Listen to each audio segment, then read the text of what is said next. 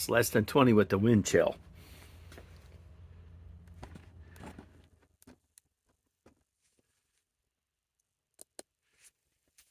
Yeah, that's how cold it is outside. Less than 20 with the wind chill. It's Eric the Bearded Tool Guy.